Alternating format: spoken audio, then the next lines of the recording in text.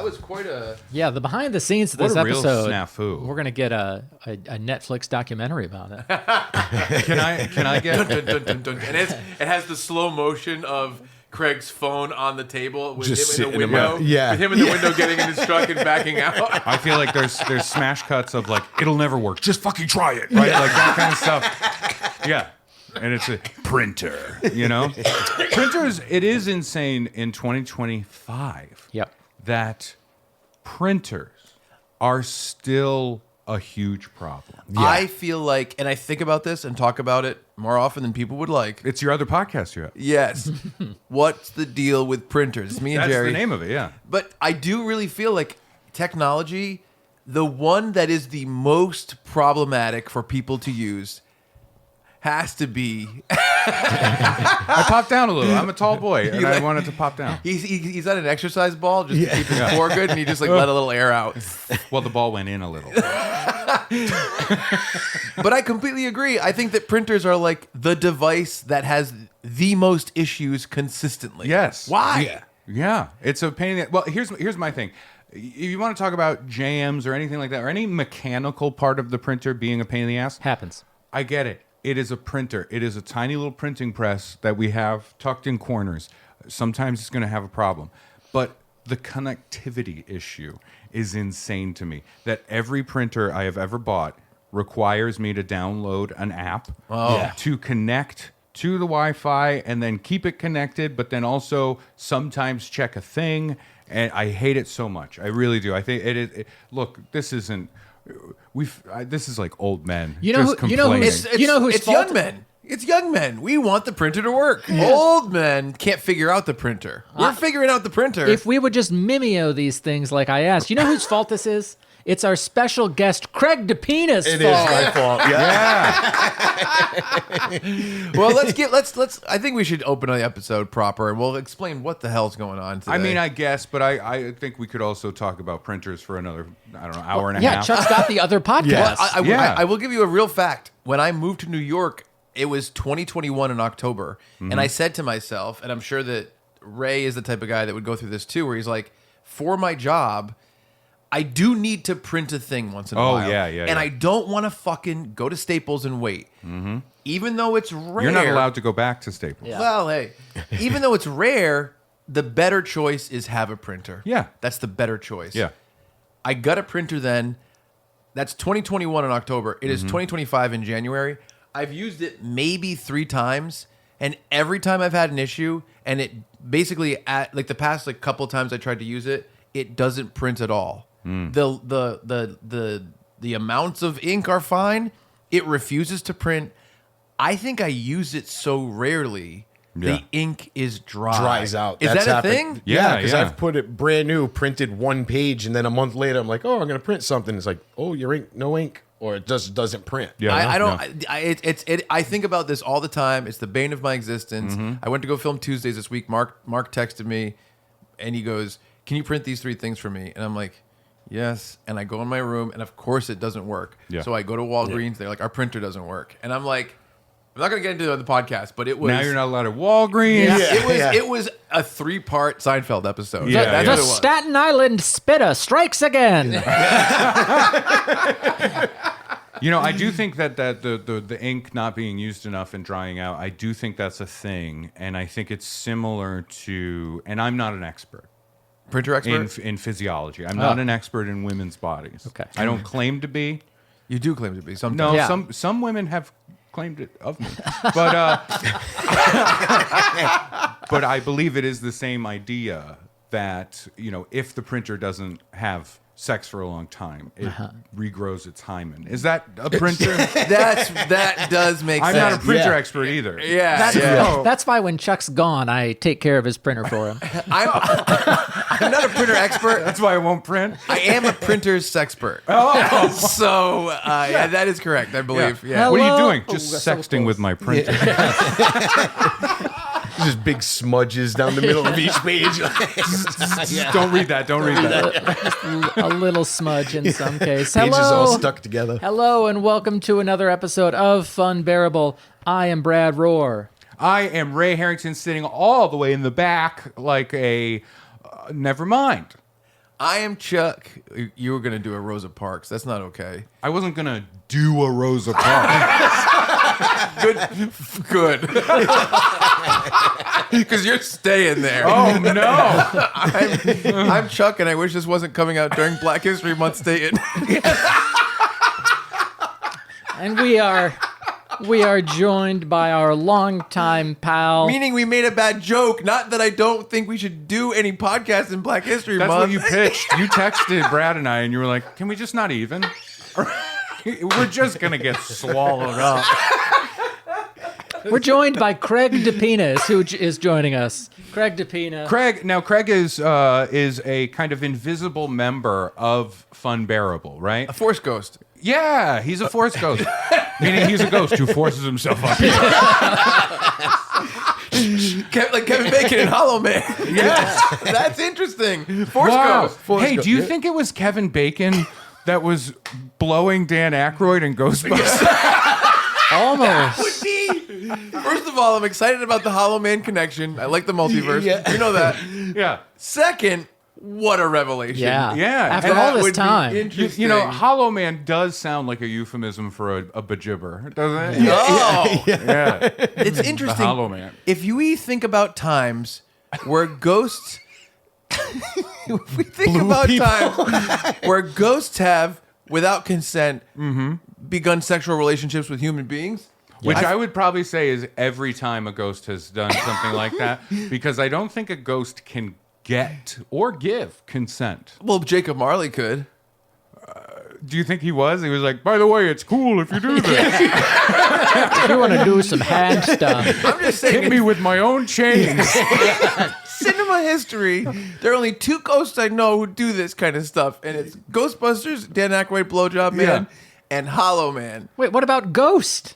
Does Ghost do it? Ghost gets close. Yeah. Ghost gets close. Ghost gets close? They do the pottery. Ghost is more of But a... he's just... No, that's not a ghost. That's a man. What? Patrick Swayze. Yeah. Well, he's a ghost now. Oh, is he a ghost then? Yeah, he was a ghost in the pottery no. scene. Yeah, he was. Oh, he was? Yeah. He was sort of being there with her. Oh, I never Yeah. saw Ghost. I just saw the pictures Which of Ghost. the deleted scenes are insane, where it's Whoopi. It's Whoopi Goldberg Yes. doing that because you know She was the medium. He possessed her for a brief period, and then they did sex. Well, And as- that's a deleted scene. Wow. I got to watch Ghost. Welcome back to Ray tells a joke and Chuck thinks it's real.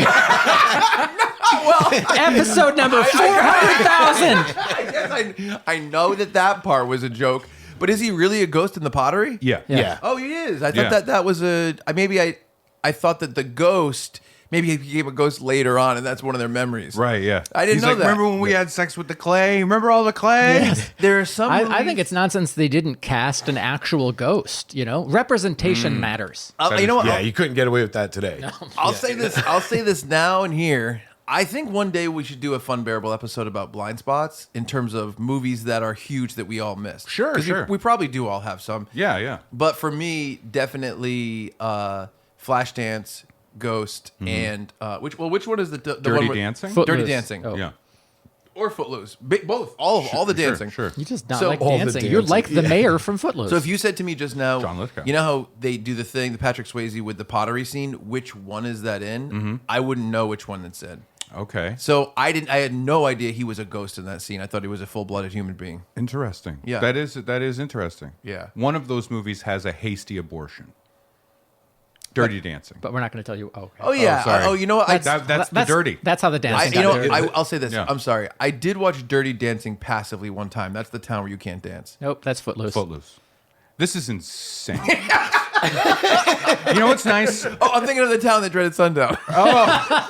You know what's nice? Sometimes you know this podcast we 30 get off days the in a- rails, right? It's nice to just finally start an episode already off of those rails, Yeah. and then we just sort of get further and further away from the rails. If it was a TV show, it would just be rails and us nowhere to be Crickets. found. Yeah, crickets. exactly. But no, so what I was saying before, Craig is like an invisible member, like a ghost of the podcast. And man, I'm still thinking about Dan Aykroyd getting that jibber, and it's actually Kevin Bacon and Hollow Man. That's why I only looked down What a deleted once. scene! All they need to do is just add one more scene where Kevin Bacon comes back and like is fully visible, but then he goes Yuck. Or they Tastes could- like skull vodka. They could do like a post credits after Hollow Man, and Kevin Bacon like comes up and looks at something, and you see the Ghostbusters firehouse, and then you see him smile, and then it cuts to Puts the on scene. some of chapstick. dead- Yeah. yeah, that's good. If you were an Invisible Man, I guess it would be pretty fun to do things like that to Do people Dan that Aykroyd are a like, blowjob? I'm all about ghosts. Like, go to a haunted house Oh, and then okay. do a sex and mess with people. Yeah, and then everybody's like, it's a ghost, and you're like, actually, it's a fully living man who's not able to be seen. Yeah. I like the idea of being a ghost and doing nice things for people, like plugging their phone in when it's like low battery. Sure. Well, I wasn't Or thinking blowing like, them like it was Dan me. Aykroyd. That is That was a a nice nice thing. thing. Yeah. It's one of the nicest. That recharges I gotta your be honest. batteries. I think it's one of the best. Yeah. All right, so Craig is like an invisible member of the podcast. He has not done gibbers on us, but he is still a wonderful man. You do some of the editing work on the podcast, right? Yes. To Yep. make sure that these amazing concepts, theories, thoughts, opinions can get out to the people, out to the right? people. It Like, needs to be like out the there. things we just did, unfortunately. Yeah. Yeah. I'll say I want to give Craig a big thanks because so what happens is Get that every week chapstick. we record our podcast and Craig does basically I call it the rough edit, but really all I do is adjust a tiny bit. All I do is really the color grade Yep. afterwards. But Craig does all the crack that sack stuff, Yeah, like the yeah. Godzilla coming through, all of the graphics you see, all of the stuff that we do. Craig is the one behind it, including our live episodes, all that stuff. Craig always Yeah. edits it. Yeah. And if you ever hear us say or see us say on the podcast, if you watch instead of listen, which is insane, this is the Craig that we're always referring to, saying like, "Craig, cut that." Craig, yeah. Yeah, and he never does. Never does. No, No, no. he always does. And he's like an evil man. I want to say, like I've worked with a lot of people over the years through Tell 'em Steve Dave and Tuesdays, and there are people, and I'm not going to name names, obviously, but they will say Mark and on Joe. Tell 'em Steve Dave, "Hey, cut this," to like the person that should cut it, and most of the time that does not happen. The person doesn't actually do it. Craig always does it. Craig always does it. And I appreciate that. Yeah, and I'll tell you a funny story about how I actually met Craig because I think Brad knows this. I'm not sure Yes. if Ray knows this. When I started working with Tell 'em Steve Dave, I think it was 2018 or 16. Probably no 16 because Yeah. we were at the Regency Plaza. Wow, so we're coming up on 10 years next year. That's Yeah. crazy. But anyway, gross. when we did I filmed a live show for them. And then we did a couple of Blu-rays together before we did the Tell 'em Steve Dave Patreon. And early on, there were 4 episodes in a row. I don't like that you always refer to the bejibbers that you guys give me as that. It's weird. Early on, The Blu-rays. yeah, the Blu-rays. Yeah. Oh yeah. Oh, there we go. There we go. I had to say it a few times. So Quinn couldn't be on, and they were like, "Hey, we're going to have a rotating guest chair in Quinn's chair because the 3 hosts are Walt, Brian, and Quinn." And so they said, "Do you want to be on one?" And I went on, and I told the story back when we were doing it at Jay and Silent Bob's Secret Stash in Red Bank. I told the story of when I got arrested for doing that enema in Rhode Island at the Fatima High School, and after that episode came out, I got an email or a Facebook Oh, message yeah, or yeah. something, and I got it from this guy Craig, who I Gotta didn't clean know. that up, asshole. And I didn't know him. I mean, this is the time we didn't know him. Yeah. And he goes, "Hey man, you mentioned Warren, you mentioned all these things. Are you talking about like Warren, Rhode Island, like this area?" And I said, "Oh yeah, man." I'm like, "Are you from there?" And he's like, "Yeah." And I said, "Where do you live?" And he's like, "Oh, I live in this pink house on this road. It's behind a church, blah, blah, blah." And I'm like, and I walked over to my window and I looked and I just see Craig typing to me on a computer. And he like lives behind my house. Yeah. Directly behind, Yeah. directly behind him. I live next to a church parking lot and he's at the back of the church parking lot. I love it. And I was like, what the fuck? So we became friends back then.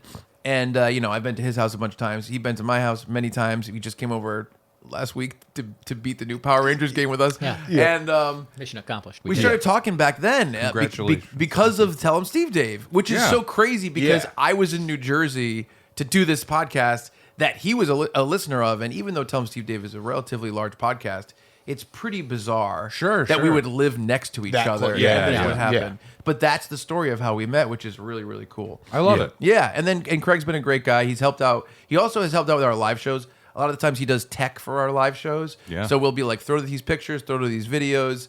You know, we've been given 5 seconds to figure that out before the show. So there might be some technical issues. Yeah. They've changed the board. They've changed the computer. They've changed everything. Every time there's something new. Yeah, every Yeah. single Yeah. time. You know, so he's helped out in a huge way behind the scenes. And like Yeah. anything we need, Craig is down to do. So Craig deserves, some of the platitudes for the podcast. Yeah. a lot of the blame. Yeah. a lot of the blame for Tons the of podcast. that. Yeah. Oh yeah. Yeah. Oh yeah. And speaking of blame for the podcast, we have Craig here for a very fun Yes. situation. Yeah, Yeah. and I think we should bury the lead a little bit. We'll give what we're doing, but I think we should bury the ending of this. Oh yeah. So, you know, for our live show this past summer. Wait, are we burying the lead or the ending? I know it's weird because bury the lead does mean hide the end, right? Oh no, it means No, hide the like most important part. Yeah, the Most- main thing. yeah. Yeah. Okay, the so then- protein of this. Okay. information. So, basically, during the live show this past summer, Funbearable 100 live, we did one of our bits called "Strangers in Fiction." Yeah, where we had 3 100-year-old men come on the podcast. So we already had Brad. We needed 2 more, and it's hard to find. Actually, you needed 1 1/4 more.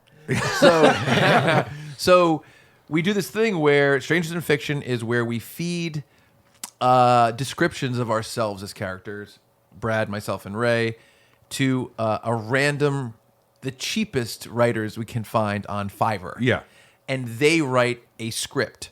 And those people send a script, and we read those scripts cold on air. Yeah, we don't look at them ahead of time. Nothing. The first time we see those scripts, Yes. is when we are reading them. Absolutely. Yeah, And how so about- we did one, and the way that we have to do this behind the scenes is we'll get a few scripts, and then we need someone that's not us to kind of tell us which one is the best one Yeah, to read. yeah. So Craig read the ones that were sent in this summer that we purchased. We purchased 4 from Fiverr, and we read one of those on stage at Funbearable 100, and it was called "The Casted Sun." Yeah, because we Yeah. needed to know which one would work best for a live audience. Right. You know Yeah. what has the juice. Yeah, because it's not necessarily the best one and is definitely in air quotes. Yeah, I would that argue that the best written one is going to be the worst one to read. Yeah. Yeah, You know? exactly. Yeah. Exactly. We want the worst one.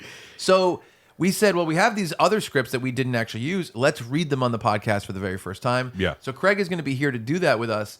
But we're going to do this over the course of 2 episodes because we have a total of 4 scripts. Yes. Yeah. And the 4th script is a little bit of a funny situation It's a because of special a one. Yeah. misunderstanding. Yeah. And we'll get to that Yeah. when we get to the 4th script. And of course, it needs to be 2 episodes because the scripts aren't that long. No. But we know that we can't physically, we cannot like keep to a thing. You know what I Yeah, mean? yeah. For instance, we are about 20 minutes in. And I'm glad that we did this. By the way, this is not a complaint. I am thrilled that we were like, let's hold space for talking about Invisible Man versus Ghost Yeah. of the Gibbers. Yeah. I think we need to hold space. It's for really that. been in the zeitgeist, and I've been looking Yes. for a safe space to discuss it. Thank you, because that's what this is. Funbearable Yes, is a Ghost. place where you can bring those things and free of judgment. So I agree. Free of judgment. I agree. This is the judgment-free zone. I agree. What's that? Can't no? Okay, we can't say that. We okay. can't. use that. Sorry. I would By the like way, to. I've been to Planet Fitness. There's judgment. I'd like judgment. I'd like to read what Chuck wrote to the writers on Fiverr. Okay, Yeah. yeah. But before we get to Can our you take character out all the descriptions, stuff about like you're a service worker? Fuck off. Yeah. Like just do what I yeah, tell you. I edited it down quite a bit. Thank you. I felt like Craig. I will say maybe we should just say this real quick for people that don't know. Fiverr is a website online where you can just hire people to kind of do any job that could be done online. So that could be like, hey, build me a website. Yeah. It could be fix my resume, write Make this logo. Yeah. Do this Photoshop work, something like that. Yeah. anything. And Yeah. so I just sort it by people who write scripts, and I make it the cheapest and kind of. I try to go for the lowest rating as well because I think that makes it fun. Yeah. That's Yeah. that's what we're looking for here. Yeah. So here's the descriptions of the characters of Chuck, Brad, and Ray that I wrote to these. Like we're out there looking for the Tommy Wiseaus. Yes. You know what I mean? Like we're hoping that Tommy's like, all right, I'll write you a script. And I believe these descriptions, they weren't written by me. I believe we all kind of came together Yes. and said, let's all, Ray will contribute to one about, Ray, Brad, and Chuck will all contribute to each description about each other. Yes. Yeah, so Chuck sent the email. I was wondering if you would be available to write a 10 to 14 page action screenplay about 3 characters. Oh yeah, with summer we're doing action blockbusters. Yes, that's right. yeah. Action blockbuster. Yeah, action movie, about 3 characters in an action movie. My plan was just to send you some short character descriptions for the 3 main characters, and then you can come up with any action movie type story you want for these 3 characters. The story is definitely for adults, by the way, so it should be rated R. The characters are funny, but the story can be anything. I'm very open to the direction of the story. That's it. So, so then character descriptions. Do we each want to read our own? How do we want to do this? No, you just read them. Yeah, you can read it, Brad. Chuck, a 39-year-old white male. Chuck is a boundary. This is outdated. Yes. You got to put 43 now. 40. Chuck is a boundary pusher who doesn't respect authority. He is very vain about his stylish haircut and his action figure collection. Chuck is a very excitable guy who gets very excited about pretty much anything. He loves the Teenage Mutant Ninja Turtles and horror movies. He also likes bad movies, but he thinks they're good. Chuck's biggest fan in the world is Chuck. He thinks of himself as the coolest guy in the room. He's also a very thoughtful friend who is considerate and loyal, and he loves to laugh, despite how off-putting his laugh is to others. Chuck is secretly insecure, but he doesn't realize that the things he's insecure about aren't true. Chuck is also extremely sexual in the worst kind of way, always thinking about sex. Please include this horn dog attribute. Chuck is addicted to gambling and will gamble on anything. Which I don't know if you remember. Chuck is not addicted to gambling. I threw it in there to spice up the character. That's true. I not only have I never really gambled, I don't really get gambling. But sometimes The numbers confuse you. but sometimes we'll put in like 90% complete accuracy and then one little fact that just adds to the script. Like somebody liking Applebee's. You know what I mean? Yeah. Which has become a weird thing. And then the gambling thing, like I like that you do this, but I'm also like annoyed by it. Me too. Because the script we did for the live show involves so much gambling. And I'm like, this applies to no one. I'll say page 1 of one of the scripts, because I printed several of them, is like interior, dimly lit casino. Oh my God. So he'll put in a 2% of the thing, but then that will dictate the entire script. arc of the story. Yeah, Yeah, exactly. yeah. Ray, a 41-year-old white male. Ray describes himself as Outdated. 6'7" and morbidly obese. 41. He's a lumbering man-child. He looks at Brad and Chuck as flawed, like most other humans, but not like Ray.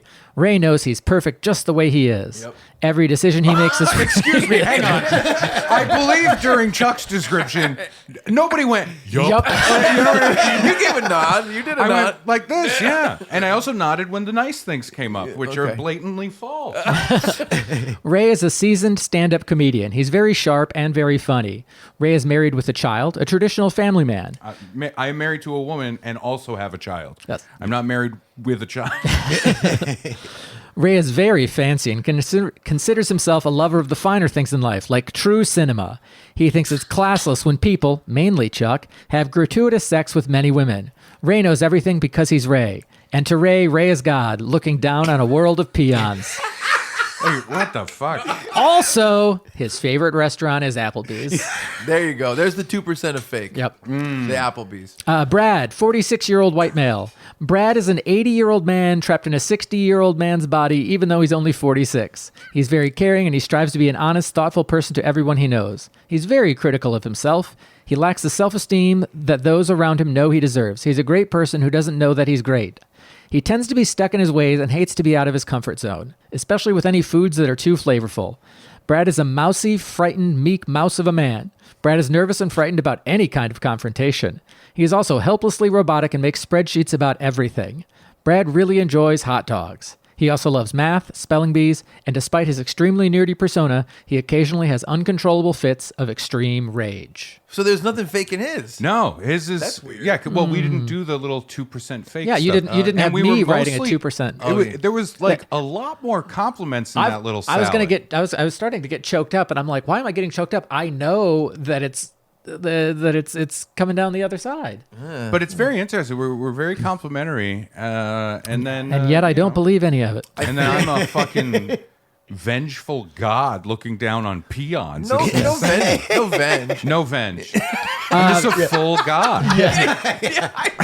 Oh, I'm stuffed. I'm stuffed. Shortening venge is venge. No venge. Well, you can also shorten vengeance to venge. Yeah, I guess that's true. So for this script, Craig is going to read stage directions, and we'll read the parts for us, right? Sounds great. This script is called Against All Odds. Okay. And now Craig has a printed copy, and we have to look on our phones. Yes. Because there was a forethought is not a strong suit. I'll say this. Mistakes happen. I'll just lay it on the table. What happened was we made these plans to do this. Then no one in the podcast really said like, "Hey, are we going to print the scripts?" We just didn't think about it. Right, It was right. just a mistake. Right. And then last night I was driving from New York I to took Rhode on Island. the responsibility to make sure Craig would be here and when and where and all that stuff. So I was handling When and the where? physical human. He knows where. And then you guys had to print something Yeah. between the two of you. Yeah. And, which we've never talked about. 75% successful. So Yeah. and Hey, a win's a win. You got Craig here without his phone. it was just very strange. He didn't write, bring me a phone. And then, Well, it's 2025, Craig. It's just very strange. We just didn't realize. My kid has a phone. So I'm driving, and last night at like 11:30 at night, I'm like, "Oh, we need the scripts," and so I forwarded Brad the email with the scripts. Yeah. In my outbox in Gmail, there is no. It's like I didn't send him anything. He got the emails and no scripts. So this morning he went to print them, and then Brad forgot to print one of the Well, scripts. Google and sent you then that- Craig forgot to bring his phone. Yeah. So it was just a lot of weird But stuff. Google did send you that letter physically, which is weird. They did say that because of some of the content in some of your emails, you're no longer allowed to Just send attachments. That's right. Yeah, Yeah. that's right. Yeah, that's all right. Are you mad? What's going on? I really didn't like that attachment. That's right. I actually completely agreed. Today's episode is brought to you by our wonderful sponsor, Narragansett Beer, from right here in Rhode Island, which is really exciting. I love it. Yeah, because a lot of times, we've had national sponsors, we've had local sponsors. It's really special to have a beer brand that is like known across the country, but from right in our backyards, not our actual backyards. Oh, actually, no. Narragansett, they did purchase part of my land as part of their new factory. Oh, this was part of the sponsorship deal? There's a lot of fumes. Oh. It smells good though. Yeah. This is a I mean, sponsorship. they're the best fumes I've ever. Yeah, thank you. Yeah, that's what yeah, I meant to yeah, say. yeah. Yeah, that's what I said. Premium fumes. Yes. The idea of getting too lost in a bit that you forget that you're talking about an advertisement. Well, when they said we want to sponsor, which is insane, we didn't come to them going, please, please, please. They came to us. They really which is did. crazy. And I do want to be like, are you sure? Yeah. Yeah. Because this is what we do. This is the ad that you wanted. We can barely control ourselves. This is the best we can do. This is the 6th take of this bit. We But do go ahead. love it. We do No, love that's what I was Narragansett. about to It's say. Is like it is genuinely wonderful. As a non-original Rhode Islander, Right. As an outsider, Right. That Non-native. they all point and they say it to me. I really appreciate it because when I came here, like there is a genuine affinity for Narragansett beer. And it's great to have this be a part of the podcast. Yes. So if you want to get your hands on some Narragansett, I almost said if you want to get some down your throat, this is what you wanted. Make sure you go check out if it's legal to buy at the grocery store in your state. Look for Narragansett beer there. If not, head to your local establishment. Yeah. And of course, you can always go to narragansettbeer.com or at Gansett Beer on Instagram to check out more information. They've got some original OG beers. They've got some fantastic kind of small run seasonal beers that they do. IPAs, Yeah. iced teas, so good. And if you're in Rhode Island or around the New England area, check out their new brewery in Providence. It's an awesome time. My buddy's birthday was there. That's when I was first introduced to it a couple years ago, and it's super fun. It's a great place. And the fumes are great. Yeah, great that- fumes. Yeah. That's the thing. If you're huffing the fumes, you'll be like, these are good. When you go to the brewery, you're going to be like, Wow. hell yeah. Yeah. So check it out. I thought I was getting dizzy before. And then I went there and I was like, wow. Yeah. I'm very dizzy. All right, so this story is called Against All Odds. Again, it is an action movie based on the character descriptions we just The title read. alone is so gambling already. I will say, just looking at the first page, I didn't even read any of the lines. I can Yeah. tell there's already more characters in this, and I think we're just going to have to deal with that as we go. Yeah, we'll round robin it. You know what I mean? Let Craig, you point to whoever you want, or tell whoever you want for a character. That's fair. Yeah, and we'll do our best as always To not read ahead. Yes. Right. Yeah. Okay. All right. Interior basement night. Ooh. We see a dark, cluttered basement filled with stacks of comic books, action figures, and movie posters. A flickering TV displays a horror movie. Chuck, 39, paces around, his stylish haircut gleaming in the dim light. Gleaming. This is good. This is a good one. He has And remember, he's 39, so this is a period piece. Yes. he has a lecherous grin. That's accurate. That's good. Does this person know you? Lecherous Grin is my autobiography title. As he glances at a pinup poster on the wall. Jesus. So hold on. I'm lusting over a poster that's in my room. That you hung up. Chuck, excitedly. Did you guys see that? This is the best scene ever. Ray, 41, tall, sits on an old couch, rolling his eyes. Brad, 46, looking anxious, fiddles with the spreadsheet on his laptop. What, This ready for person's just like every description. Wait, ready for the next character? Angie, 38, a no-nonsense ex-cop. Why is there a no-nonsense ex-cop? By the way, if we were gonna, I know why there's a no-nonsense ex-cop in Chuck's basement. But we are all nonsense. by the way, if we were gonna add a fourth person to our podcast, I would love for it to be a no. Oh, a no-nonsense ex-cop? Hell yeah. A no-nonsense ex-cop and their new ally is checking her firearm. She's checking her firearm. So I'm rolling my eyes. You're doing a spreadsheet, Brad. Chuck is just leering at a poster that he put up, going, and this woman is just like, yeah. Oh, all right, we're good. Described as our new ally. Also checking her firearm.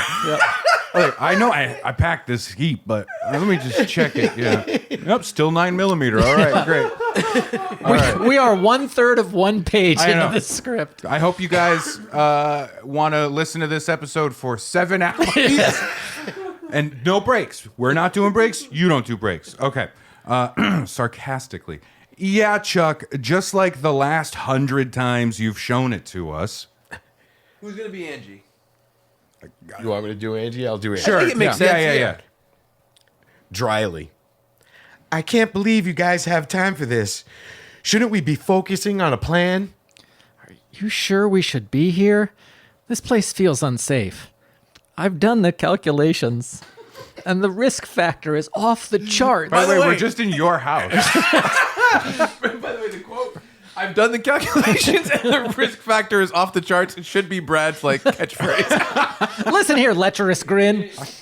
I love that this isn't a safe place, and we're in Chuck's apartment. Grinning, looking at the pinup. So I'm so horny in this that I'm just like, I can't get my eyes off this poster. Yes. Relax, Brad. We've got bigger fish to fry tonight. Speaking of fish, you know what I'd love to fry? That waitress at Applebee's. She's got the perfect setup. Chuck, focus. You know, some of us have standards. I'm sure your taste in women is women. Oh, no. Okay, sorry. I'm sure your taste in women is as cheap as your taste in movies. Standards. Come on, Ray. Not everyone can live like a king. Chuck laughs. Chuck's laugh is loud and somewhat grating, Somewhat grating. causing Ray to wince slightly. My laugh is so offensive you wince at it. And now I'm smirking.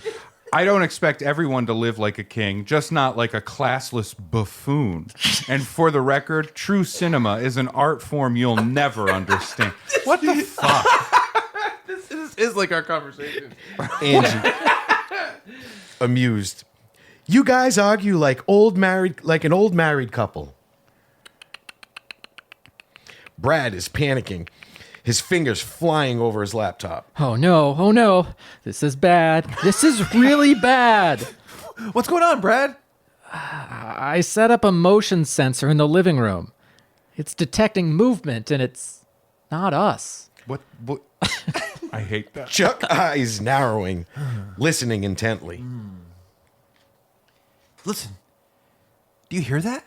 The faint sound of footsteps and low murmurs drift down from the floor above. Do we have a choice? I don't know what that means. Brad gulps. He quickly starts making a spreadsheet on his laptop detailing the potential outcomes of the confrontation. What are you? You're like a living computer. Yeah. Okay, if we go upstairs, there's a 75% chance we'll get hurt, but if we stay here, we might have a 50% chance of calling the police in time. Cut to interior living room night. The trio sneaks upstairs. The living room is in disarray. 3 masked intruders are rummaging through their belongings. Sam, 36, a tech genius, and Brad's friend is tied up in the corner trying to signal them. What is... Okay. Time to show these guys who's boss. Chuck rushes forward, but Ray pulls him back. Are you crazy? We need a plan. I love that you hissed it. Yeah. We should call the police. This isn't a good idea. I've calculated the odds and... Angie? No time. We do this now. Chuck grabs a baseball bat. Ray picks up a heavy lamp. Angie checks her firearm, and Brad reluctantly grabs a frying pan. By the way, why wouldn't we just go with the firearm? Yeah. Yeah. I would, Angie, go Hey, protect me. Angie, you're an ex-cop with a gun. Yeah. On 3. 1, 2, 3. They burst into the room. The intruders are caught off guard. A chaotic fight about to ensue. I'm swinging the bat. You picked the wrong house, buddy. Ha ha ha! Finally, some action. Wow, good luck, Craig. A lot of text here. Brad's eyes shut tight. Swings the frying pan wildly, hitting the intruder on the head and sending him stumbling into a table. Angie, with precise movements, disarms another intruder wielding a knife, using a twist of his wrist and a knee to the stomach to drop him to the floor, where she secures him with a zip tie. Sam, bound with ropes, struggles to free himself. Spotting a shard of glass, he grabs it and begins cutting through the ropes with determined effort. God, I hope Sam's going to be okay. Chuck, facing another intruder, swings his baseball bat with controlled force, landing blows that send the intruder to the ground. Chuck ensures the intruder stays down with the final decisive hit. You killed a guy, Chuck. Birds. Ray uses a heavy lamp to fend off an intruder who tackles him to the floor. They wrestle fiercely, but Ray gains the upper hand, pinning the intruder That was the intruder. and delivering punches until he is subdued. Angie spots another intruder sneaking up on Brad. Isn't that a fourth intruder? Yes, it is. Yes, it sure is. And swiftly kicks him into the wall, followed up with several strikes to keep him down. Sam, finally free, grabs a chair and charges at an intruder trying to rise. Oh, no, 4. Smashing the chair into him, and ensuring he stays down. Chuck delivers a final blow to the first intruder he faced, while Angie secures the remaining intruders with zip ties. Ray subdues another intruder, attempting to crawl away with a swift kick, and helps Angie tie him up. I'll help you, Angie. Brad opens his eyes, astonished at the subdued intruders and the mess in the living room. The group catches their breath. Angie checks the bindings on each intruder to ensure they are secure. Chuck leans on his bat, satisfied, while Ray flexes his bruised hands. Sam rubbing his raw wrists. Later, the group sits on the couch with mild bruises and exhausted. We did it. Can you believe it? I have to admit, that was pretty impressive. Maybe you're not completely useless after all. I can't believe we survived. The odds were not in our favor. Now let's find out who sent these guys. Chuck rips off one of the intruder's masks, revealing a similar face. I'm shocked. Isn't that Tony from the casino? Ugh. Looks like our gambling debts just caught up with us. What are we going to do? This wasn't part of the plan. We're going to settle this once and for all. Interior basement earlier that day. Flashback to the group planning their heist. A large map of the casino is spread out on a table, and everyone is gathered around it. The character of Sam is now having a speaking line. I'll just do that real quick. Yeah. All right, here's the plan. We need to access the mainframe. No, that's Brad. We need to access the mainframe in Tony's office. That's where all the security footage and transaction records are stored. Angie nodding. I'll take care of the guards. Ray, you're with me. We'll create a distraction. I'll monitor the security feeds and guide you through. If anything goes wrong, I'll be ready to disable the alarms. It seems like I should disable the alarms before something goes wrong. Yeah, I think so. And I'll handle Tony. He owes us, and it's time he pays up. I'm smirking in every line I deliver. Just try to keep it professional, Chuck. No promises. Exterior casino night. The expanded group stands outside a glitzy casino. Chuck cracks his knuckles. Ray adjusts his jacket. Brad takes a deep breath, clearly nervous. Angie checks her firearm. Angie, give it a break. It's fine. She's always checking her firearm, but hasn't used it. And Sam is fiddling with a portable hacking device. Time to end this. And maybe get lucky with one of the cocktail waitresses. Rolling my eyes. Focus, Chuck. You know, some of us have standards. I said that already, right? Yeah. Maybe we should reconsider. I've run the numbers, and the risk is Off the chart. We've got this, Brad. Trust us. I just hope my device works. Do you guys know that Sam is black? They entered. What? Sam is black. Oh, wow. Yeah, I have a black friend, guys. Wow, cool. Where did it? No, he's making it up. Oh, I got confused for a second. I was scared because I was like, why? What? Is that important? Then I'll read Sam. Is that important? All right. They enter the casino. Blending into the bustling crowd, Chuck's eyes linger on every attractive woman that passes, but his confident facade briefly falters. Interior casino night. They navigate through the noisy casino floor, heading towards the back room guarded by two bouncers. Chuck's attention is divided between the mission and the scantily clad waitresses. Leering, but with underlying insecurity. That to me is the exit pursued by a bear of strangers in fiction. Chuck is leering, but with an underlying insecurity. How would you even like? So pretty, but I'm not worthy. Man, I love this place. Leave this to me. Ray approaches the bouncers using his imposing size to intimidate them. What's up, fuckers? Chuck, Angie, Brad, and Sam slip past them. Cut 2. Interior back room night. They burst into the room, finding Tony, 45, the casino owner, surrounded by henchmen, including Lucy, 35, God damn it. a stunning woman in a tight dress, and there you go. and Frank, 40, Tony's right-hand man. I'll do Tony. How tight is the dress? Pretty damn tight. Okay. All right. What about on Frank? Tony. Ooh, now Tony's smirking. I do every smirking character. Well, look who decided to show up. Chuck is stepping forward. His eyes is on Lucy. We're here to settle our debts and maybe settle into bed with Chuck! I really think we should. And how do you...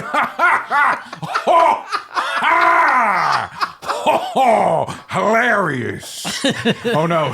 He's Al Pacino. Yep. Let's see here. How do you plan to do that? Angie, cracking her knuckles. By any means necessary. Check your gun. check it one more time. Check it again. Chuck's excitable nature drives him forward. Winking at Lucy. You know, we don't have to fight. We could have some fun instead. So in the middle of 10 people, I'm just trying to fuck this waitress. Oh, Brad, you're Lucy. In your dreams, pervert. Oh no! All right, now read the script.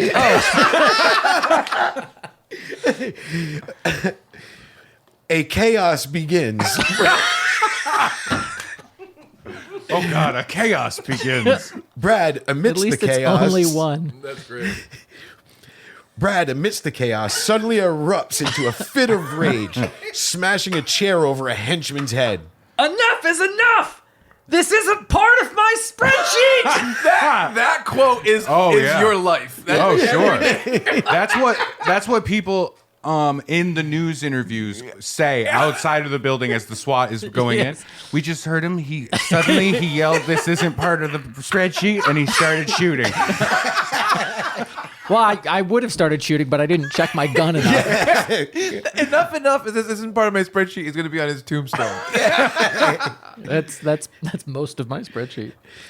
Chuck and Ray look at Brad, stunned by his outburst. Angie continues to fight off henchmen with precision. Sam works on his device, trying to hack into Tony's system, then quickly regain their focus and handle the remaining henchmen. Finally, they corner Tony, Lucy, and Frank. You think this ends here? We have connections. Well, we're not afraid of you. We have our own secret weapon. Angie's gun. Sam appears at the door with a laptop. Who's going to be Sam? Chuck is Sam. Oh, yeah. Right? Oh yeah, that's right. I've taken down your entire operation. Your accounts are frozen, and the authorities are on their way. Oh, you'll pay for this. I doubt it. That's a great delivery. Wasn't that a great smirk? It was a good vocal smirk. The smirk came through. Exterior. That's my chipmunk. I want to see a whole Sam and Tony script. Oh, we get along. We do. Yeah, we get along. He sits on my shoulder. It's a Suicide Squad situation. They got bombs in our heads. Exterior, City Park day. Some time has passed. The group is having a picnic in the park, enjoying a moment of peace. A rare moment of peace. Sam joins them, bringing a box of donuts. All right, I like Sam. Ray's wife, Lisa, 38, and his son, Timmy, 7, are all there as well. I don't like my wife and child being in this. So, but let's Lisa. Well, my second wife, Lisa and Timmy. Lisa. Yeah, that's my secret family. Lisa Yeah. and Timmy. Yeah, It's crazy because at this point there are. 90 people. I was just gonna say Yeah. there's at least 9 characters. And we just sort of hang out. All the real deal Yeah, stuff we've done- happens with yeah. other people. Yeah. Yeah. It's like he had a script for this, or she had a script for this, and then they peppered went, it in. yeah, and then these 3 idiots are in there too. Yeah, exactly. Yeah. All right. Angie and Sam are chatting nearby. Hey, here you go with these. Oh, sorry. Thought you guys could use a treat. I was starting to improv, basically. I was going to talk about the donuts. We're going to need you to stick to the book, okay? Thought you guys could use a treat. Donuts. Now, this is what I call living. Almost as good as that waitress. You're easy to please, Chuck. Maybe one day you'll develop some taste. All right, now I got to laugh loudly, but with a hint of vulnerability. Jesus. Right? That was more than a hint. Taste. I've got taste, Ray. Just not the kind that involves sitting through boring old movies. Like Ghost. There's more to life than cheap thrills, Chuck. You might learn that someday. And then my wife, who's played my wife. Let's do Brad. Let's do Craig. Okay. Lisa smiling at Ray. Well, Ray. Well, Ray does have a point. There's something special about enjoying the finer things in life, like this picnic. All right, Brad, you got to be Timmy. Great son. Dad, can we watch one of your old movies tonight? What a joy! You know, Timmy's black, too. Yeah, he was a blues musician in 1930. Yeah, he was really mad when the kids from Weird Science showed up at his at their bar. Hey, Merry Christmas, Dad. He's got a weight problem. He's got a weight problem. They call him Fat Timmy. Oh yeah, I'm responding to this fat boy. Ruffling Timmy's hair. Oh no, that's awkward. Oh, it's That's so Brad blurry. playing. It's so, oh yeah. The wig comes off in my hand. Of course, buddy. Maybe something classic, like a Hitchcock film. Brad is relaxed, enjoying his hot dog. This is nice. First time with a script you're happy. You have a fucking hot dog. I think you're talking to the hot dog. This is nice. We should do this more often. Agreed. We deserve a break after everything we've been through. Speaking of breaks, I could use one of those donuts. How's that a break, Sam? Brad is smiling, offering a donut. Here, Sam. I know you love the ones with sprinkles. Thanks, Brad. You always remember the little things. I'm just so happy that our longtime friend of the podcast, Sam, has finally gotten his due. Yeah. I just like that basically we're like the Fast and Furious gang, right? Kind of. Isn't that what this is, this moment? I think it is. Only more like slow and befuddled. Yeah. Instead of fast and furious. Slow and smirking. Ray, as he bites into a donut. You know, there's a certain art to enjoying the finer things in life. Like this moment, for example. I hate this character. He keeps talking about the finer things, but there's nothing. You know what I mean? He's eating a donut, and he's going, the finer things in life. Look at me, I'm a fancy man. Donuts and hot dogs. Yeah. The finer things.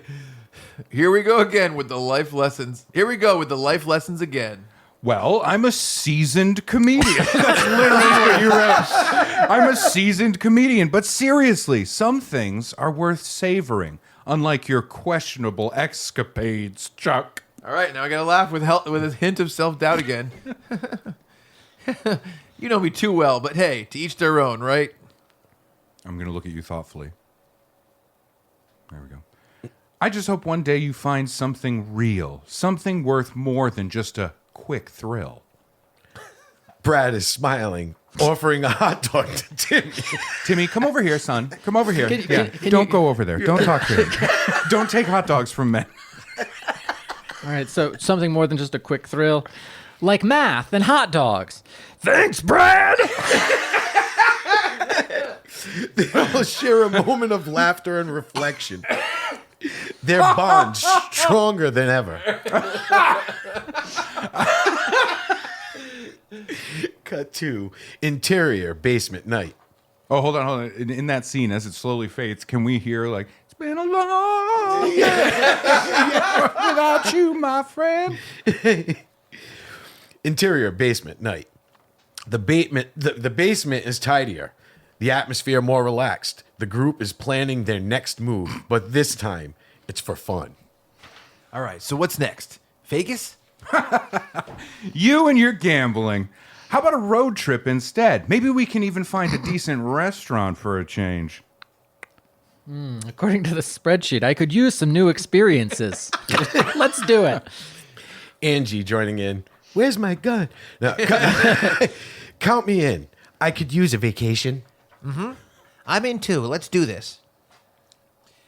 Just as long, leaning in, but with a hint of insecurity. Yeah. Jesus Christ! Everything you do has a hint of insecurity. Just as long as there are plenty of beautiful women along the way. You'll never change, Chuck. You know, Chuck.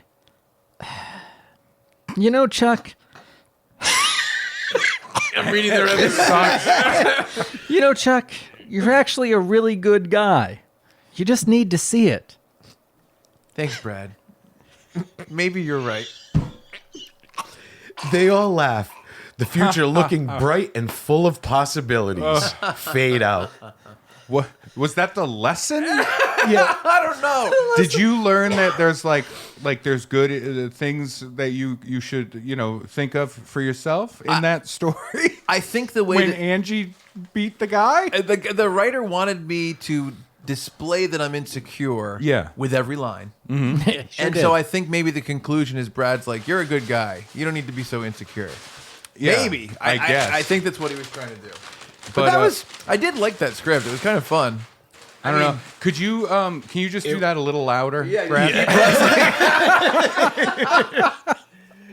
I paid extra for the crinkliest paper.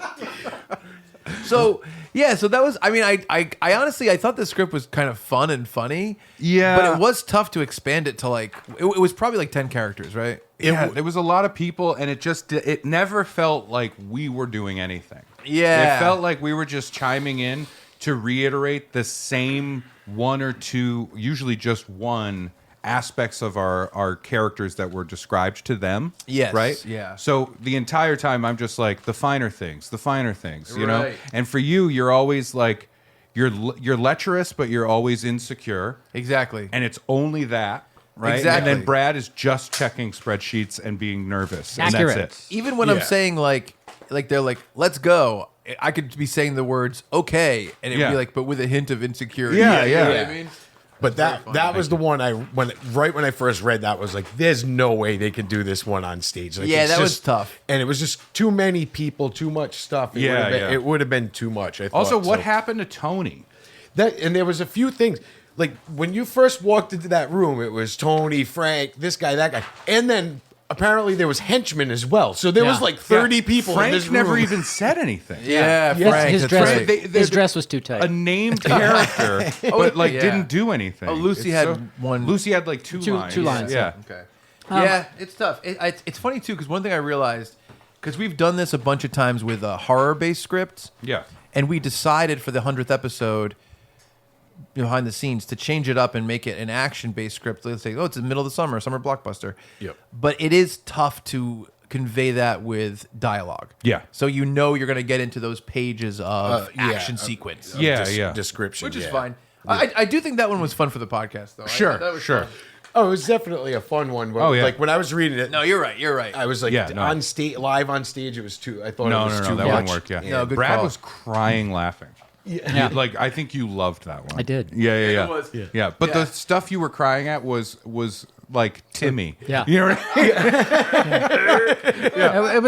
It was all the riffing after Timmy that got me. Difficult to have done on stage. I'm glad we got Yeah. to do it here. Yeah. With some silly choices. Yeah, that was good. I'd love to do the one without a title page next because I remember that the title of it is Heist, and the one with the title page is High Stake Heist. Oh, so we'll Yeah. start with like a regular one. It might even be a sequel. Who knows? Yep. What if Brad, what if this script that we're reading, the untitled one, has higher stakes than the high stakes heist? We're gonna find it out and yep. All right. But yeah, that was a lot of fun, and I hope people enjoyed it as much as I did. Oh yeah, I like that. I think there's definitely stuff in there for everybody to enjoy. And let's It's a kind of fun just one. throw this out on Main Street. I think we all know this, but let's just talk about it. On Main Street though? On Chuck's gonna give himself an enema on Main Street. on stage as a segment in our show, we're not going to riff as much and play with it. Yeah. So doing it in this room where we're like, yeah, we're just going to do a podcast. It's loose, whatever. On stage, we're like, we have 25 minutes allotted for this, so Yeah. we can't riff so consistently.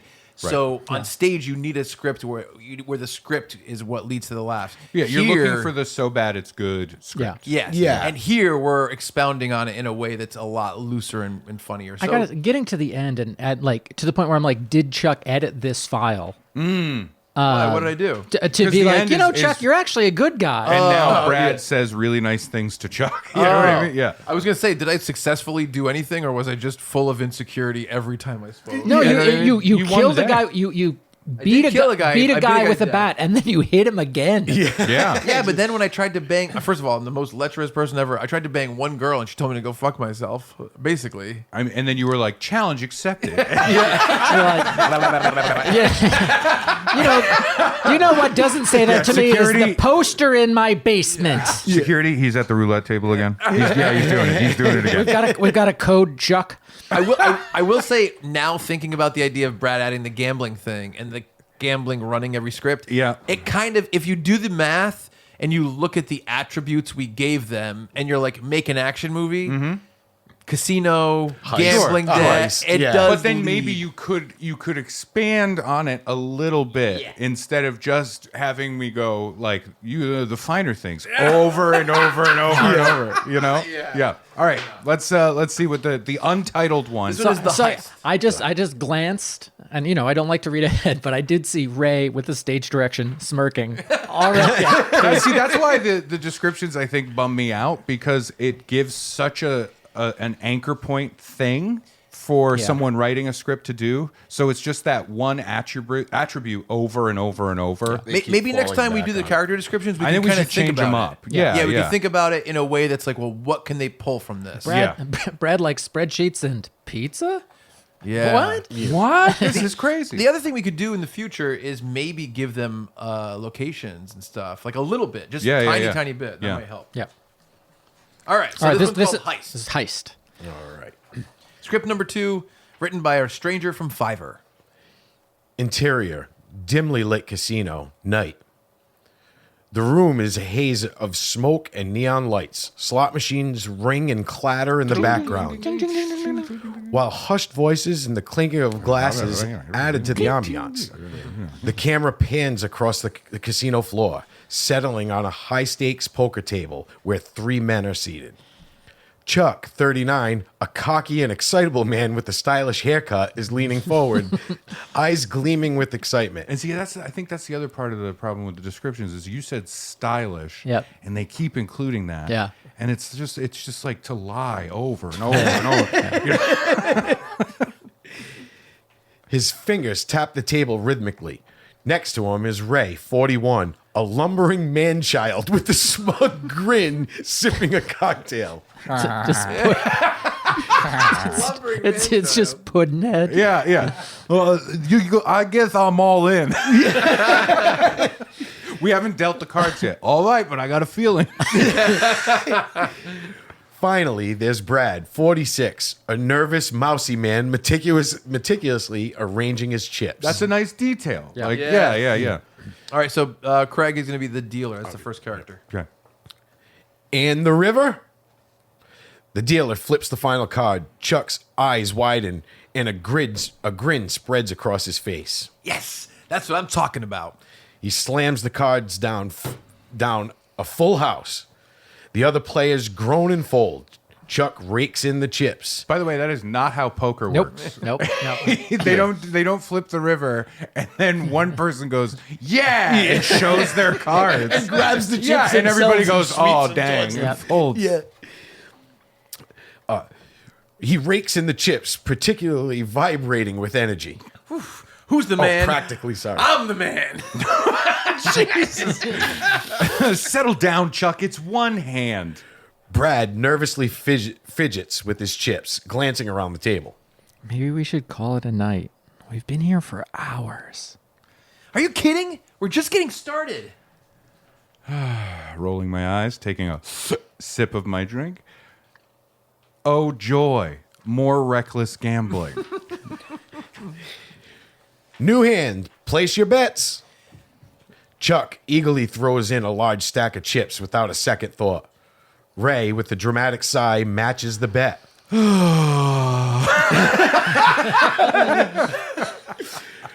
Brad hesitates, then reluctantly follows suit. Feeling lucky, boys? Because I sure am.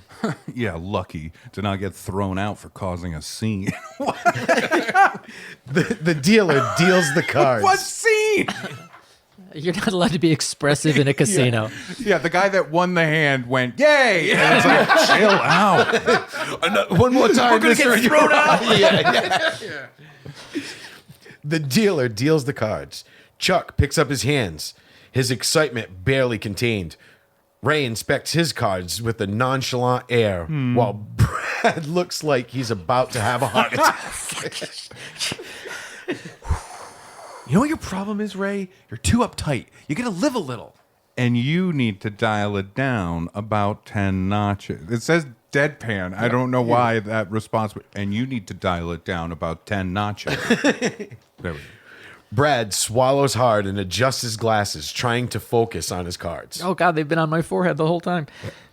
Maybe we should be more cautious?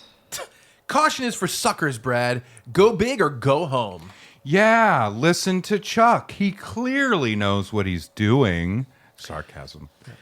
The betting continues with Chuck raising aggressively. Ray matches with the shake of his head. And Brad, after much internal struggle, follows suit. By the way, in poker, like, you don't have to like follow a leader. Nope. In gambling. No. You know what I'm saying? Yeah. The dealer reveals the flop. Chuck's grin widens even more. Oh, this is too good. Because that's what you do. I'm all in.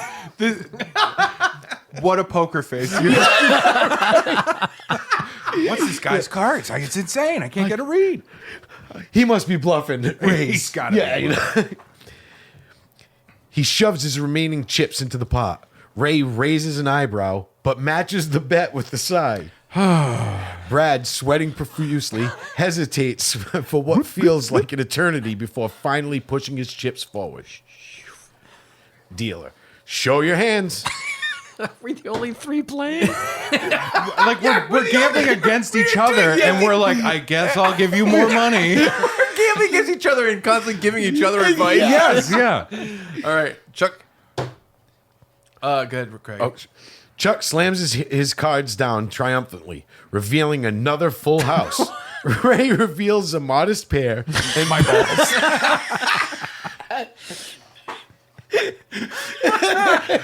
What do you think of this modest? That's how I describe it. I'm like dabbing him on the chips. Clink, clink. Chuck had three of a kind. Oh, no. And Brad has a decent straight. That's how I would describe Brad. A decent straight. A decent, slightly curved. 2 in a row, baby. Who's the king?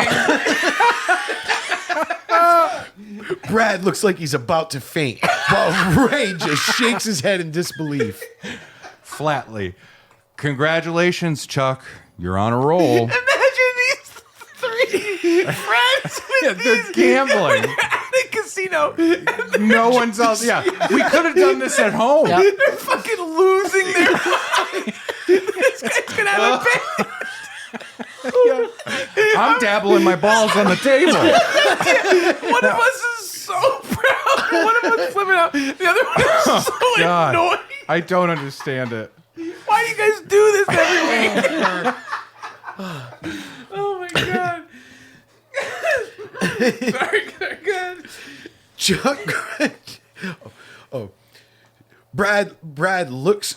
Chuck gathers his winnings. Yeah, Chuck gathers his winnings, his excitement only increasing. That's right. Drinks on me tonight. I think I need to lie down. I love this wine. Smirking. Just another night with the gambling genius. What does that mean? Why are you buying us drinks with our own money? What does that mean? Also, the idea of a gambling genius. Every time he gets a good hand of cards, he starts shaking and jumping up and down. Yeah. And you get full houses every hand. Right? Oh, it's so funny. By the way, I just want to reiterate, the title of this was The Heist. Just heist. Just heist. Oh, we're getting there, baby. Oh, maybe we're trying to trick Maybe it's the whole all casino. an act. Yeah. It's a Yeah. ruse. Yeah. All right, here's the deal. We'll all continue to check, match the bet, match the bet, match the bet, and you'll always have a full house. That's how it works. Yeah, exactly. Oh, sorry. As Chuck continues to bask in his victory, Ray's eyes drift to the door. A shadowy figure enters the casino, their eyes locked onto Chuck. Ray's expression shifts to one of concern, but he says nothing, simply watching as the scene unfolds. Interior casino later. The camera zooms out, capturing the trio at the table. Chuck still celebrating, Ray eyeing the newcomer wearily, and Brad looking utterly defeated. My default look. The night is far from over, and the stakes are only getting higher. How can they possibly get higher than three guys giving each other their own money over and over and over?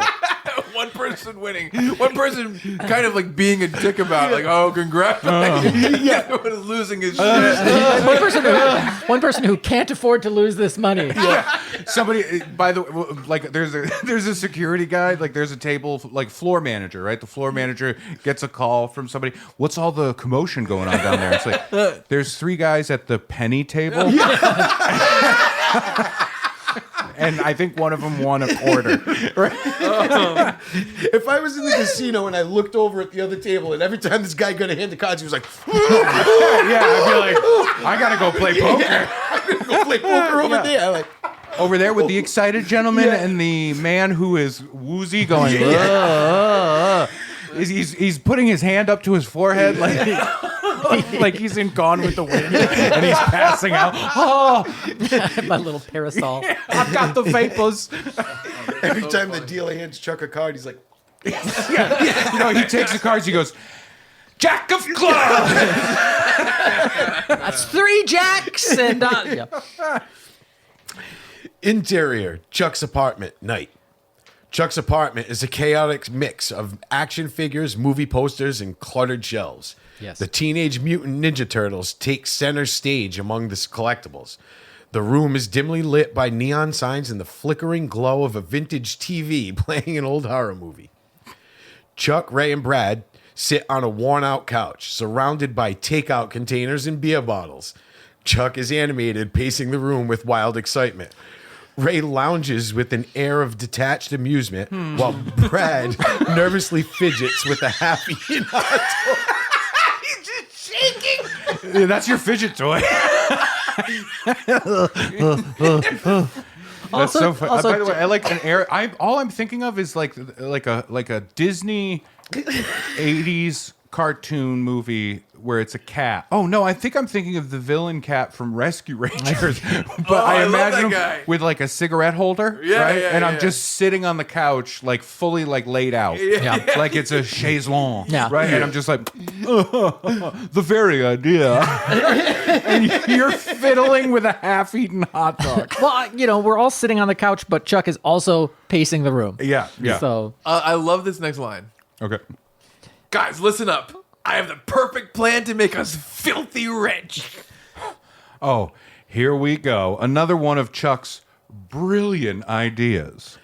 Brad looks up. I'm so sorry. I just realized I'm that lady from Sex and the City. Oh yeah, absolutely. What is her name? I don't know. Samantha? I think she might be the main she's the main one. No, not the main one. There's a Charlotte. Oh, I didn't want No, not Charlotte. I know which one you're talking about. Yeah. She's always like this. Yeah, exactly. Sorry. No, Okay. wait. Is Carrie the main one? Oh, Carrie's the main one, I think, yeah. So am I a Samantha? He might be. I'm probably a Samantha. Or the other one. That's right, honey. You know that kind There's of thing. 4, but go ahead. Well, what kind of plan? Chuck stops pacing and turns to face his friends, his eyes gleaming with excitement. His eyes have been gleaming a Oh, lot. now lately. this is a story. Ready? We're going to steal the rarest Teenage Mutant Ninja Turtle action figure in existence. It's worth a fortune. Okay, I like this. Real quick though, how many pages in are we? This is page 4 3. of, I think, 14.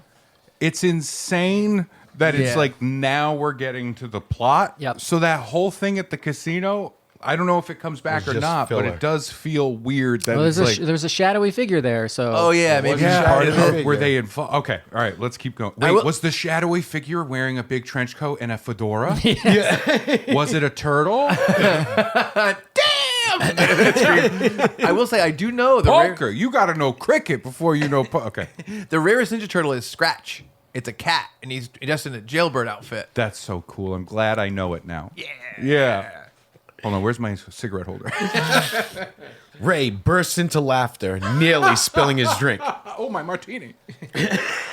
You can't be serious. Stealing a toy?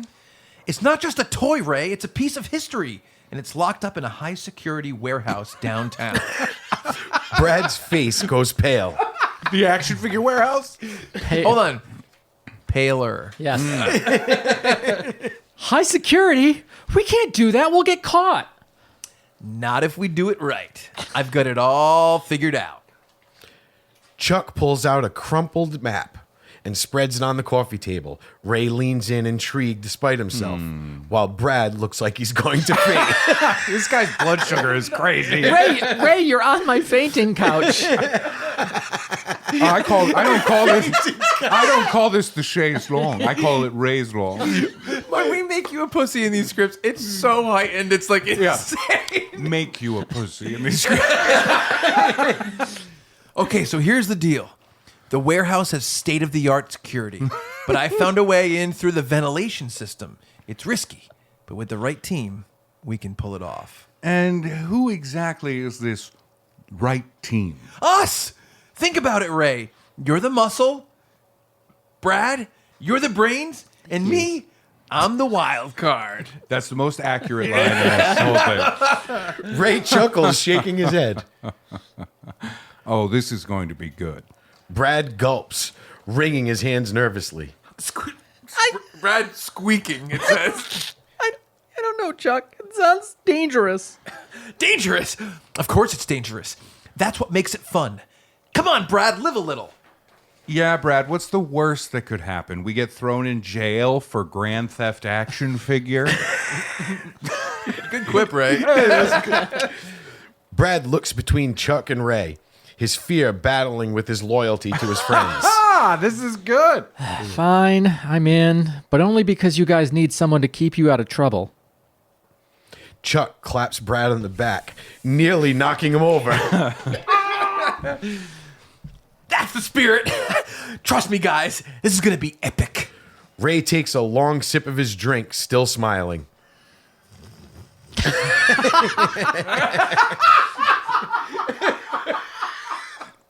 It's really hard to smile and sip. Yeah. Well, if nothing else, it'll be entertaining. Exactly. Now let's...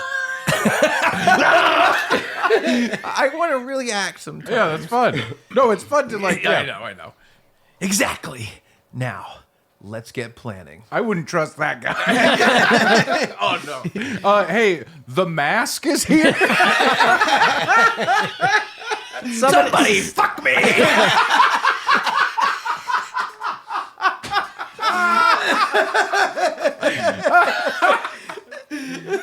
Oh man, if Chuck's like this normally, what would happen if he got Stanley Ipkiss's mask? Nothing good. Nothing It'd be good. crazy because I would like, in 5 years, I'm like the world is destroyed, and I'd find a second mask on top of the other one. Oh, shit. All right.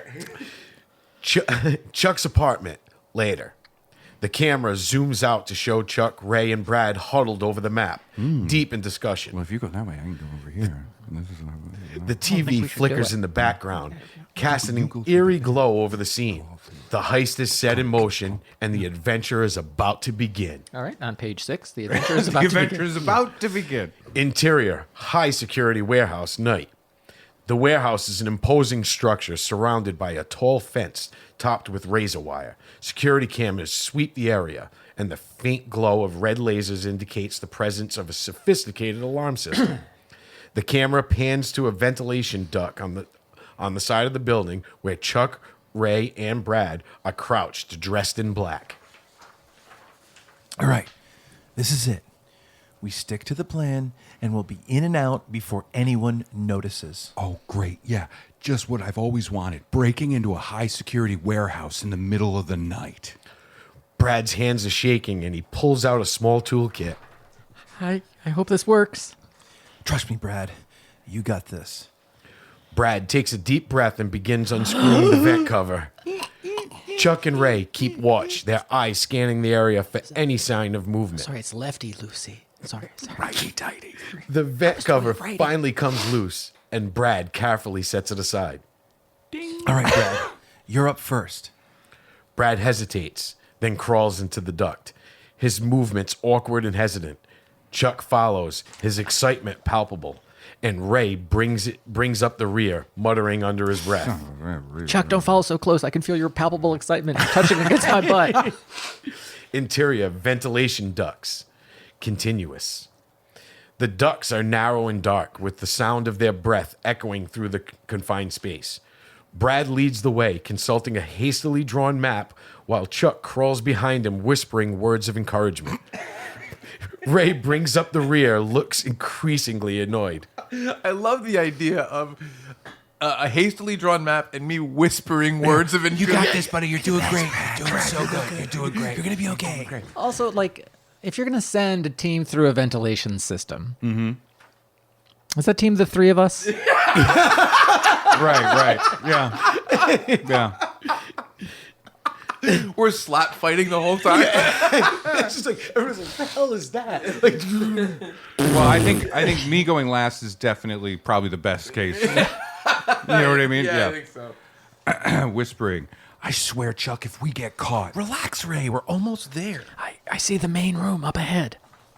All I'm hearing is that, like, ka-kunk, ka-kunk, ka-kunk of the thin sheet metal. There's like print. Just over and over again. Yeah. the camera follows them as they reach the end of the duct, which opens into the main storage area of the warehouse. Below, rows of shelves are filled with valuable items, and in the corner, under a glass case, is the rare Teenage Mutant Ninja Turtle action figure. This warehouse, like, who is running this warehouse? There it is. Our golden ticket. Oh, joy. How do we get down there? By the way, all of my lines are like H-how. Like I stammer at the beginning of all of them. How do we get down there? Leave that to me. Chuck pulls out a coil of rope and secures it to the metal support in the duct.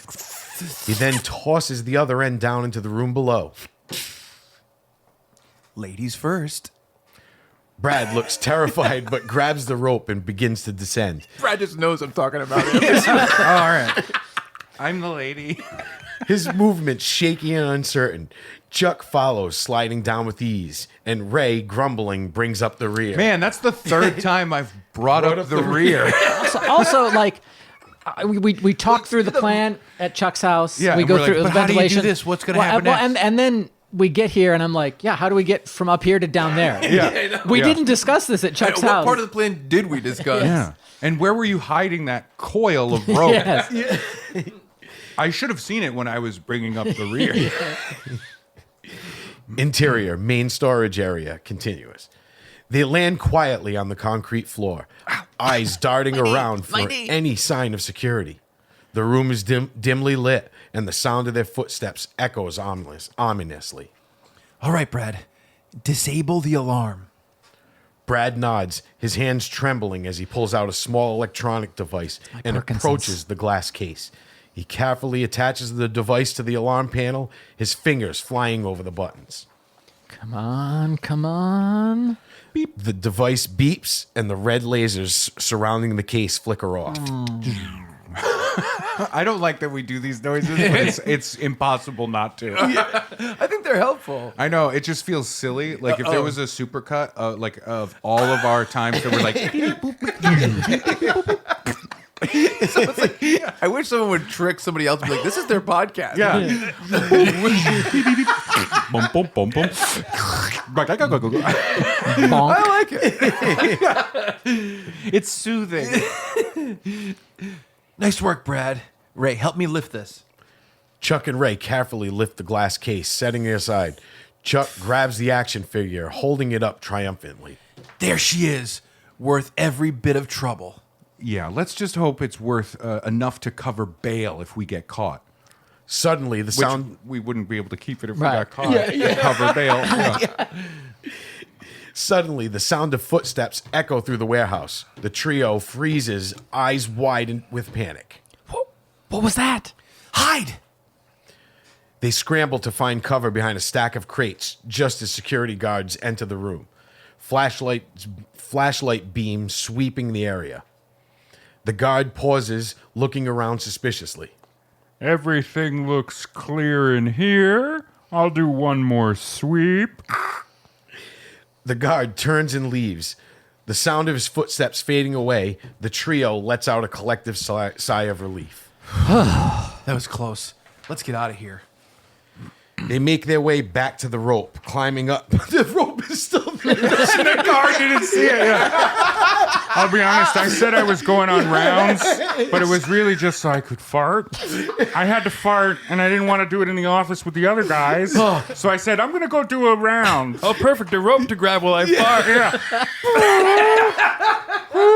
This rope is secure. Sorry, it just struck me when Yeah. you're funny. Oh, As I soon as knocked let the over, rope in- so I almost fell over this piece of big glass that's on the floor now. I think I'll go fart by this well-lit, empty pillar in the middle of the room. Empty pillar. There we go. Well, now I'm empty. Time to go back to the office. Oh, I did it again. They make their way back to the rope, climbing up one by one. Brad struggles, his fear nearly getting the better of him. Yep. But Chuck and Ray help him up. Thanks, guys. They crawl back through the ventilation ducts, their escape nearly complete. Interior ventilation ducts, continuous. Chuck leads the way, the action figure tucked safely in his bag. They reach the exit vent, and one by one they climb out, landing back outside the warehouse. Where is that exit vent? Hey, I see the security guys. They're farting. It's in the ventilation system. Hold your breath. Exterior, high security warehouse, continuous. The trio stands outside, breathing heavily, but triumphant. Chuck grins, holding up the action figure. We did it. I told you it would work. You're insane, Chuck, but I'll admit that was pretty damn impressive. I can't believe we pulled it off. Believe it, boys. Now let's get out of here before they realize what happened. They quickly make their way to a waiting car, climbing in and driving off into the night. The rare action figure safely in their possession. Exterior, Chuck's apartment, night. The camera zooms out of the car. The camera zooms out as the car speeds away. The warehouse in the background. The heist is successful, but the adventure is far from over. Interior, high security warehouse, night. The warehouse looms, a fortress of steel and concrete. Red laser beams crisscross the entrance, and security cameras sweep back and forth. Chuck, Ray, and Brad, clad in black, crouch behind a stack of crates near the entrance. What? Yeah. Are we just repeating it? I don't know. Because I want to read ahead, but will not. Let's keep going then. All right, boys. Let's do this. Keep it down, Chuck. We're not here for karaoke night. Let's just get inside.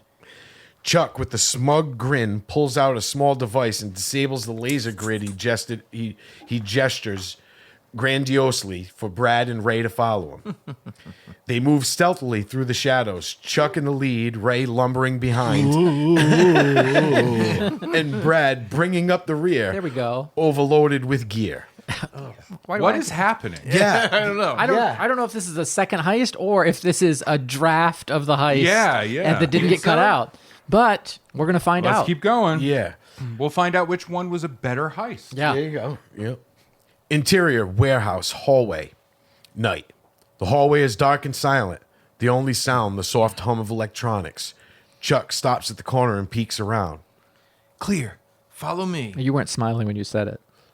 Clear. Follow me. I'm not following that guy.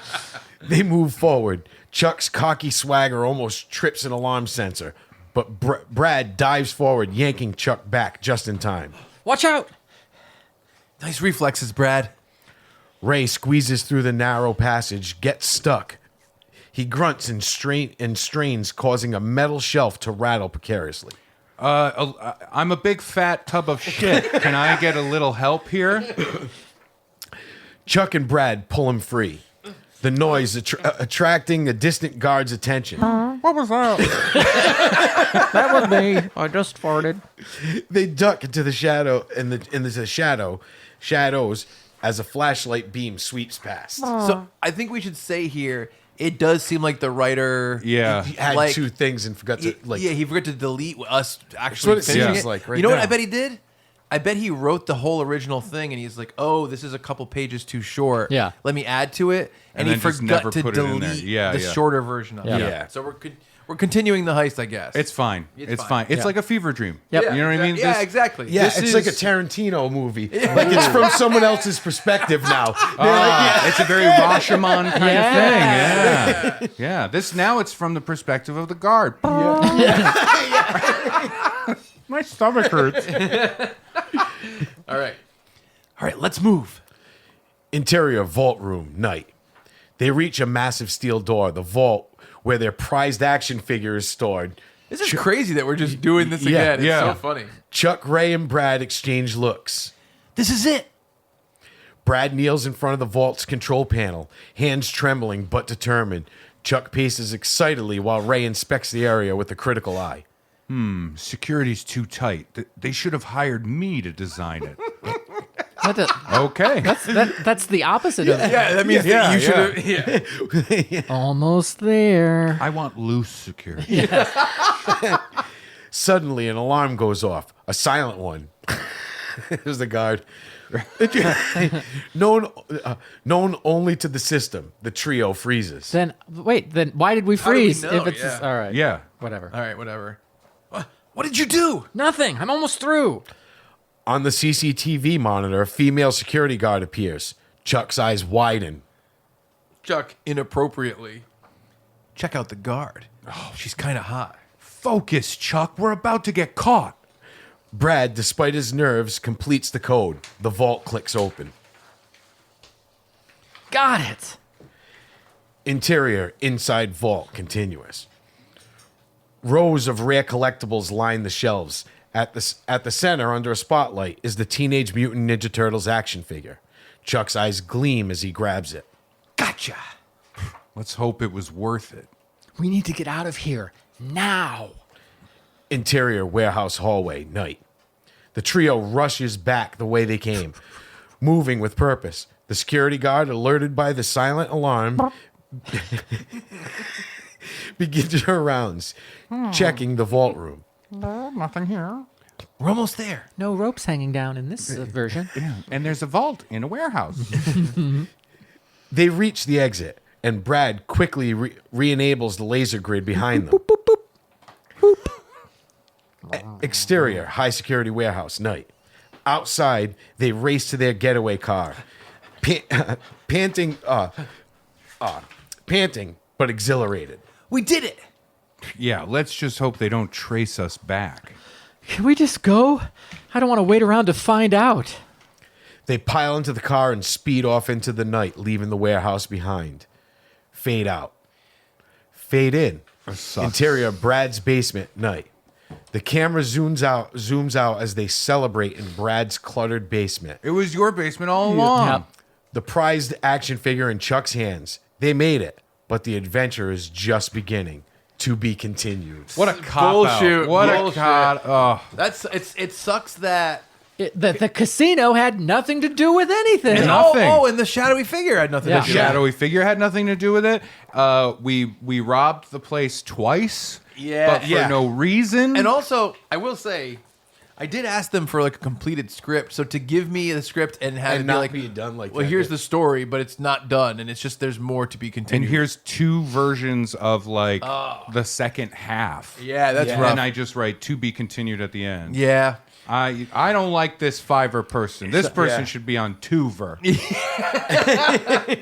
I will say that was fun though. I had fun with it. There was some fun stuff there. Yeah. I'll put it this way. I think I liked the concept of that script more Yes. than the other one. You know what I mean? Yeah. The idea of us stealing the rarest Ninja Turtle That's is fun. fun. That is Yeah, fun. it's a yeah. Fun Yeah. concept. But imagine if like we did that yeah, in the I know, story I and know. like with things with happening. with you know what I mean? with risk and consequences and that kind That's of true. stuff. This was not an action movie.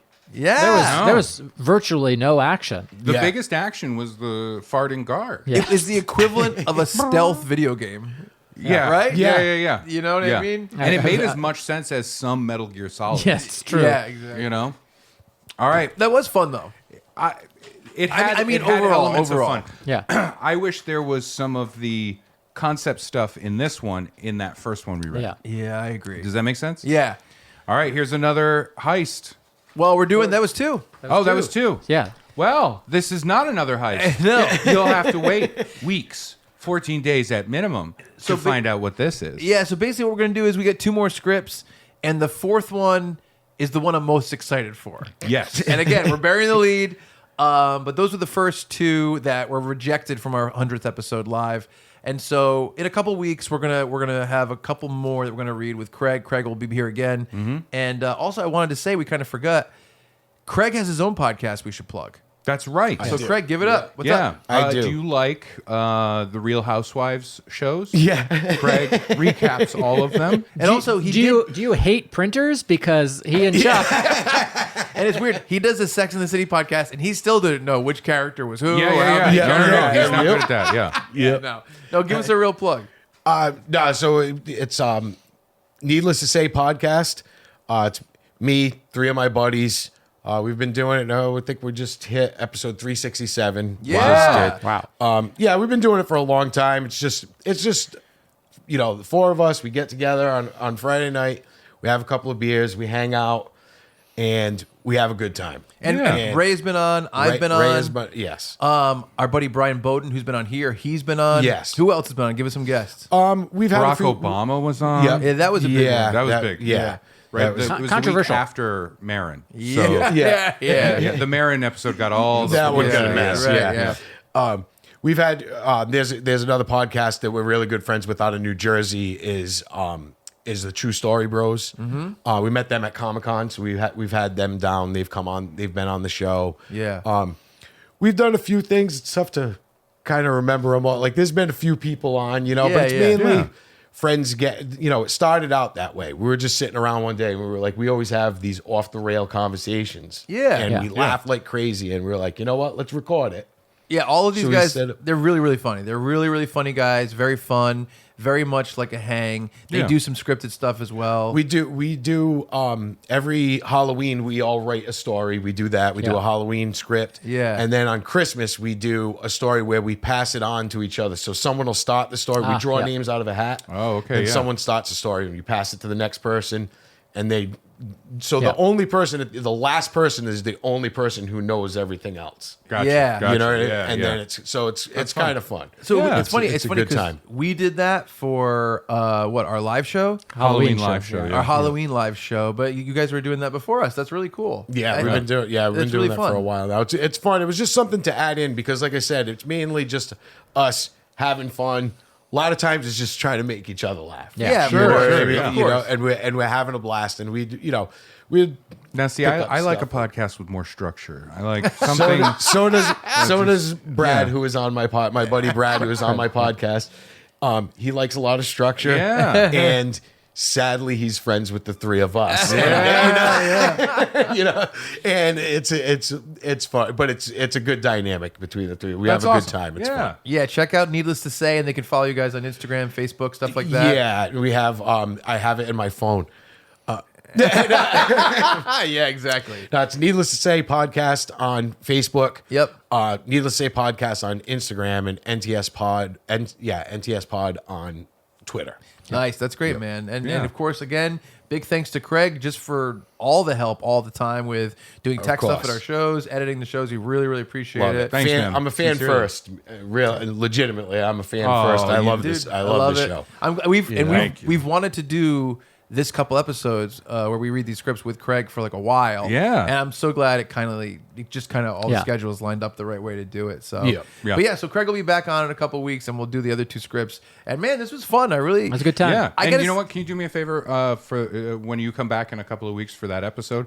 Don't bring your phone. Okay, Don't bring your phone. You know, it's a tradition. No, Yeah. I'll Yeah. wear the same clothes. Yeah. I'm gonna I wear the won't same do stuff. anything. I'm I'm not gonna even clothes. gonna. I'm gonna leave these scripts on the table exactly where they are. That's I what I'm won't hoping. touch I'm hoping anything nothing for 2 gets weeks. touched. Yeah, that's what I'm thinking too. Yeah. Perfect. We're gonna seal this room up like when a child dies. Oops, that was too dark. That was too dark. You know in a movie when Maybe, somebody yeah. loses Yeah. a kid, they leave the bedroom, never, Yeah. and so that was a little dark, and I apologize. Yeah, like when a child moves out. Better? Or like when Ray Finkel disappears and Ace Ventura goes back to his childhood bedroom. Finkel and There you Einhorn. go. Yeah. Finkel? Einhorn. Or when my very fat son Timmy runs away with character Brad. I got him with a hot dog. No, donut. I'm so sorry. No, he was. Oh yeah, that's right. It was a donut. It was hot dogs and math. Yeah. Yeah, hot dogs and math. Ooh. All right. That's your autobiography Yeah. title. Folks, thank you all so much for joining us on these 2 bizarre journeys. We appreciate it deeply. Please send us an email, funbearablepod@gmail.com, or find us on socials at funbearablepod. Always happy to hear from all y'all. For Ray Harrington and Chuck Staten and Craig Depina, I'm Brad Rohr saying thank you so much, and we're sorry for being Funbearable. I don't want to. Now that the episode's over, Yeah. this is something I wanted to get to, and we didn't get a chance in the beginning. Just like a behind the. This is more admin, but Yeah, of course. Brad, are you going to be back from Washington D.C. on the 7th, Yes. or are you Yeah. going to stay an extra day? No, I'm planning on being back as long as, those pesky Capitol guards don't get in the way again. Got it. Okay. They were so mean to me last time. Yeah, that is true. You And pushed that woman in front of you. Yes. Well, I was hoping to catch her on somebody's antlers. Yeah. But anyway, you guys, I didn't hear you complaining when you got free podiums last time. I got a letter signed yeah. by Nancy Pelosi. It was an angry one. It was an angry letter. Yeah, it was. Huh. No button? All right. we don't need a button. Yeah.